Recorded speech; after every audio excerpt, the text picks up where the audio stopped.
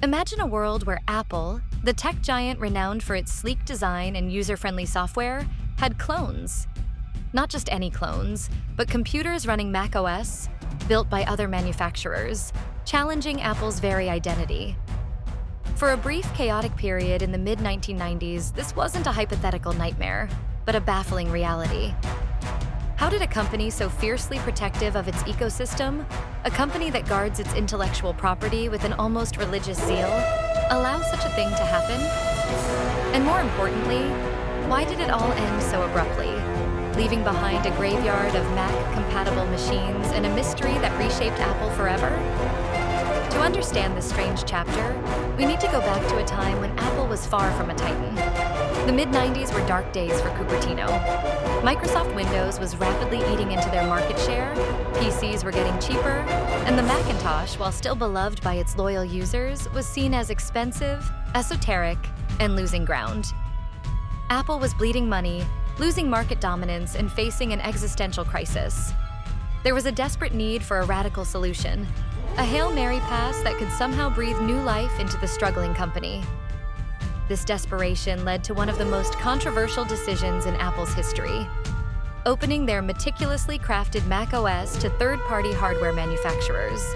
The idea was simple, yet profoundly complex.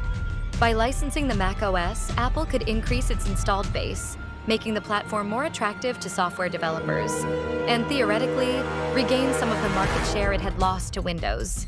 It was a gamble, a desperate plea for relevance in an increasingly PC-dominated world. The logic on paper made sense. More computers running macOS meant a larger ecosystem, more demand for Mac software, and ultimately a stronger Apple.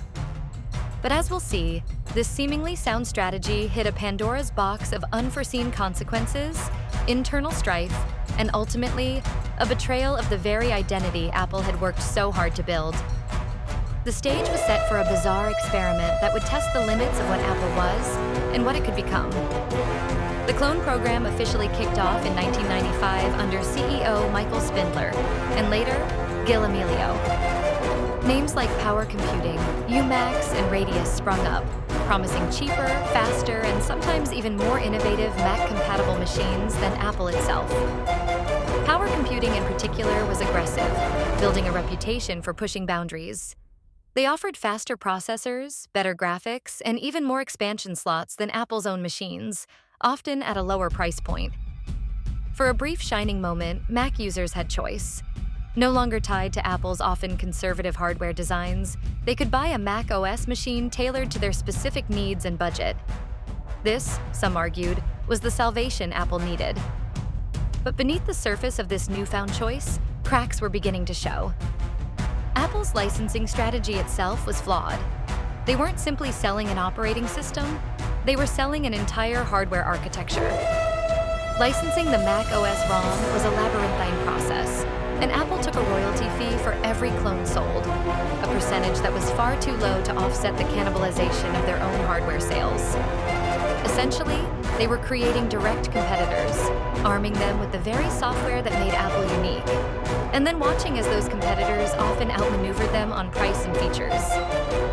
The immediate benefit to Apple's bottom line from the royalty fees was negligible compared to the revenue they were losing from their own hardware sales, which quickly began to plummet. Furthermore, Apple was struggling with its own software development. Copeland, their ambitious next-generation operating system, was a disaster, years behind schedule and plagued with bugs. This meant clone makers, eager to differentiate, started to add their own custom features and even their own versions of macOS elements, threatening to fragment the platform. The narrative around Apple began to shift from innovation to confusion. Consumers were left wondering if they should buy an official Mac or a potentially superior, cheaper clone. This internal conflict was festering, a silent war being waged between different factions within Apple. Some believed the clones were essential for survival, while others saw them as an existential threat, a dilution of the sacred Apple brand. The company was rudderless, adrift in a sea of its own making, with no clear vision for the future. The clone experiment, born out of desperation, was rapidly descending into chaos, and the most crucial test of Apple's identity was yet to come. Then, in 1997, the prodigal son returned. Steve Jobs, having been ousted years earlier, was back at Apple, initially as an interim CEO. He quickly grasped the gravity of the situation. Apple was hemorrhaging money, and the clone program, far from being a savior, was rapidly accelerating their demise. Jobs, with his legendary focus on control and the seamless integration of hardware and software, saw the clone program as anathema to everything Apple stood for. It was a Frankenstein's monster, a dilution of the brand that was eating Apple alive. He moved swiftly and decisively. One of his first and most impactful actions was to kill the clone program. But it wasn't a gentle winding down. It was a brutal, almost clinical execution. Jobs effectively held the clone makers hostage. He controlled the Mac OS. He announced that Apple would only license the latest version of Mac OS 8 to clone makers if they paid a significantly higher fee, one that was simply unsustainable for most of them. Power Computing, the audacious leader of the clone pack, tried to negotiate, even offering to be acquired by Apple. But Jobs wasn't interested in making peace. He was interested in reclaiming control. The negotiations failed, and Power Computing, along with its competitors, was left with no future. In a swift, ruthless move, Jobs bought Power Computing's Mac OS license and their customer list for a reported $100 million in Apple stock. The other clone makers were effectively starved of the necessary software license to continue operations. Emacs limped along for a short while longer with an older OS version, but the writing was on the wall. The clone wars were over. The industry, particularly those companies that had invested heavily in the clone market, was outraged. They felt betrayed, abandoned by Apple after being encouraged to build a market that was suddenly pulled out from under them. The move drew significant criticism and backlash, but Jobs was unyielding. He believed that the only way for Apple to survive was to regain absolute control over its hardware and software, to reassert its unique identity. He famously argued that the clones were essentially selling Macs cheaper than Apple could, without contributing to the vital R&D that made the Mac OS possible. The logic was clear. Apple needed to differentiate, and the clones were blurring that line. This was the moment Apple, on the brink of collapse, chose to double down on its core philosophy, a philosophy that would ultimately lead it back to unprecedented success. The death of the clone program marked a pivotal turning point for Apple. It was a harsh, almost violent reassertion of identity, a desperate act by a company fighting for its very existence. In hindsight, many argue that ending the clone program was a non-negotiable step towards Apple's eventual resurgence. It cleared the decks, allowed Apple to focus on its own product development, and ultimately paved the way for the original iMac, the iPod, and the iPhone.